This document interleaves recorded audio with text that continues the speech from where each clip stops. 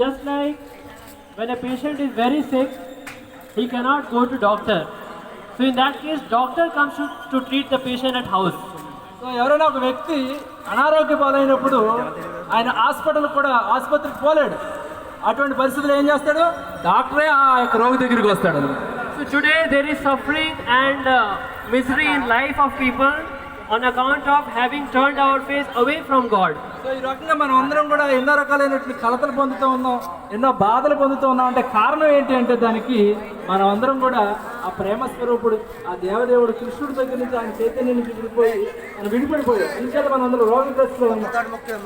Krishna, who is not different from Jagannath, he is such a merciful doctor that he is coming out on street to bless us all. కృష్ణుడు అందరికీ కూడా ఆయన రోగం నయం చేయగలిగిన దేవదేవుడు. ఆయన మనందరి రోగాల్లో ఆయన ఏం చేయగలడు. సో ఆయన స్వయంగా మనందరికీ కృపనివ్వడానికి, ఆయన కరుణివ్వడానికి ఈరోజు వచ్చాడు. ఈ యొక్క పురవీధుల్లో ఆయన ఊరేగుతూ ఉన్నాడు. సో ఆయన మన అందరినీ ఉద్ధరింప చేయడం కూడా. Because people don't have time to go to temple, Lord is coming out of temple on street to give us darshan.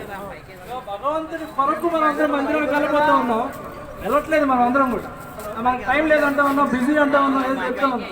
కానీ మన కొరకు ఆయన స్వయంగా మందిరంలో నుంచి స్వయంగా వచ్చి ఈరోజు మన కొరకు ఆయన ఈ యొక్క ఉత్సవంలో పాల్గొంటూ ఉన్నాం. With wide open eyes, Lord Jagannath is seeing who all have come to take part in the festival, who all are pulling my card, who all are chanting my name, and who all are receiving my books. So అందరూ కూడా మీరందరూ చూడండి, జగన్నాథ స్వామిని ఇప్పుడు దర్శనం ఉంటుంది. ఆయన కళ్ళు ఎలా ఉన్నాయి? పెద్ద పెద్ద కళ్ళు ఉంటాయి, అంత ఉంటాయి అనమాట. ఆ కళ్ళతోటి ఓపెన్ చేసి ఆయన చూస్తూ ఉన్నాడు. అందరూ ఇంకా చూస్తాడు. మొత్తం అందరూ ఎవరు నా వైపు పరుగుతూ ఉన్నారు, ఎవరు నన్ను కీర్తిస్తూ ఉన్నారు, ఎవరు రథాన్ని లాగుతూ ఉన్నారు, ఎవరు నా ప్రసాదాన్ని స్వీకరిస్తున్నారు, ఎవరు నా పుస్తకాన్ని స్వీకరిస్తున్నారు, సంకీర్తన చేస్తున్నారు, వారందరినీ ఉత్తరించడానికి ఆయన సిద్ధంగా ఉన్నాడు. Vishnu never comes out of temple.